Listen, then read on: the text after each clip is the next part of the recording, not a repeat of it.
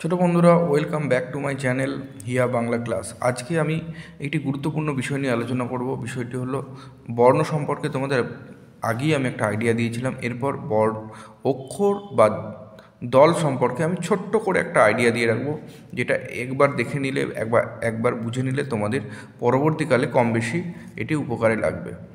এবার আমি চলে যাচ্ছি অক্ষর, বর্ণ বা দলে। তার আগে আমার একটা ছোট্ট রিকোয়েস্ট আছে, প্রত্যেক ভিডিওতেই করি। আমার এই ছোট চ্যানেলটি বা ক্ষুদ্র চ্যানেলটিকে তোমরা একটু সাবস্ক্রাইব করে নিও, তাহলে পরবর্তীকালে আমি ছোটো ছোটো যে ভিডিওগুলো দেবো এডুকেশন রিলেটেডে, সেগুলো তোমাদের কাছে সহজে যাবে। আমি যে ভিডিওগুলো দেওয়ার চেষ্টা করব তোমাদের পরবর্তীকালে নিশ্চয়ই কাজে লাগবে এবং মন দিয়ে দেখবে, তাহলে তোমাদের পড়াশোনার ক্ষেত্রে ভালো লাগবে, বিশেষ করে বাংলা ভাষার ক্ষেত্রে, বাংলা ভাষা শেখার ক্ষেত্রে। ছোট বন্ধুরা, আমি অলরেডি বর্ণ সম্পর্কে আলোচনা করেছিলাম। বর্ণ কাকে বলে, বর্ণ কাকে বলে বর্ণ হলো ধ্বনির লিখিত রূপ। কী বলা হচ্ছে বর্ণ, ঠিক আছে? এই নিয়ে আমি বিস্তারিত যাচ্ছি না, আশা করি তোমরা জানো বর্ণ কাকে বলে। এরপরে যে মেন বিষয়টি হচ্ছে অক্ষর বা দল। অক্ষর বা দল, অক্ষর কাকে বলে এবং দল কাকে বলে সেটা অবশ্যই জানতে হবে। দেখো, বর্ণ আর অক্ষর কিন্তু এক নয়।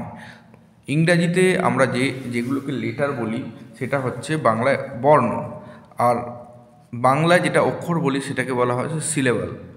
আমরা যখন ইংরাজিতে কোনো স্পেলিং লিখি তখন মাস্টারমশাইরা নিশ্চয়ই তোমাদের বলে রাখে সিলেবাল অনুযায়ী স্পেলিং লিখতে হবে। তেমনি বাংলায় কোনো বানান লিখতে গেলে অবশ্যই তোমাদের এই অক্ষর অনুযায়ী বানান লেখার চেষ্টা করতে হবে, তাহলে পরবর্তীকালে কোনো বানানই তোমাদের অসুবিধা হবে না।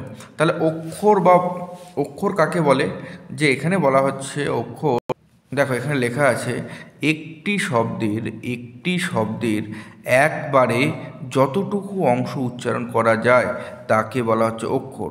যেমন আমি উদাহরণ দিচ্ছি, দেখো এখানে একটা উদাহরণ দিচ্ছি।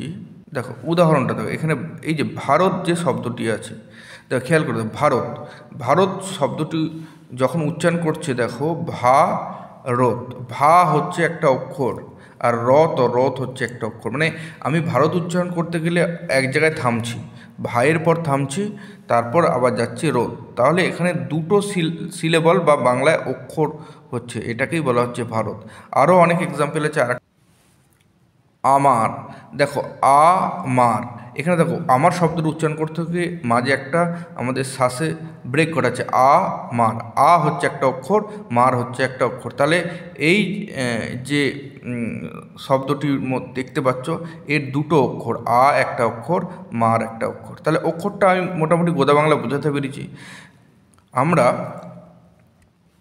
আবার এই অক্ষরটা কবিতার ক্ষেত্রে, তোমরা অনেক কবিতা পড়েছো, রাইমস পড়েছো, সেই কবিতার ক্ষেত্রে এই অক্ষরটারই আরেক নাম হচ্ছে দল। তা মাথায় রাখো, অক্ষর বা দল কিন্তু একই, কিন্তু স্থানগত দিক দিয়ে অক্ষর বা দল এক নয়। অক্ষর হচ্ছে গদ্যাংশ ক্ষেত্রে এটা অক্ষর, আর কবিতার ক্ষেত্রে এটা নামটা পরিবর্তন হয়ে যাচ্ছে দল। আমি ছোট কয়েকটা উদাহরণ দিয়ে তোমাদের দেখানোর চেষ্টা করছি, দেখবে তোমাদের ইজি লাগবে। দেখো ছোট বন্ধুরা, এখানে যে একটি ছোট্ট প্রশ্ন আছে, দেখো নিচের শব্দগুলি কটি করে অক্ষর আছে সেটি লেখো।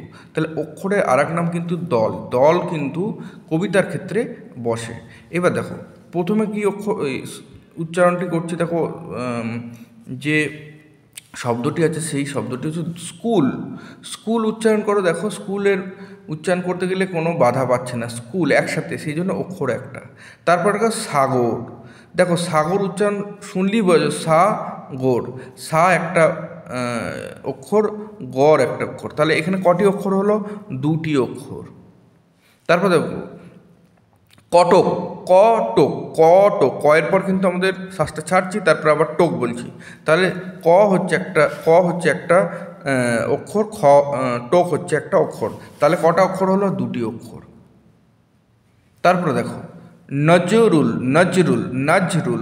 তাহলে নজ একটা অক্ষর, রুল একটা অক্ষর, তার দুটি অক্ষর। তারপর দেখো কাকলি, কটা অক্ষর আসছে? কাকলি, তাহলে কাকলি, তাহলে দুটি অক্ষর আসছে, কাকো আর লি। রবীন্দ্রনাথ,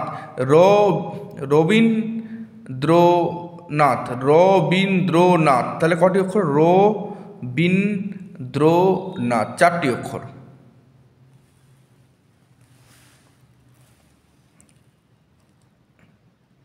তারপরে বিপাশা, বিপাশা, বিপাশা 3টি অক্ষর। তারপর পৃথিবী, পৃথিবী, দেখো 3টে অক্ষর, পি একটা, থি একটা, বি একটা। এই হচ্ছে অক্ষর বা দল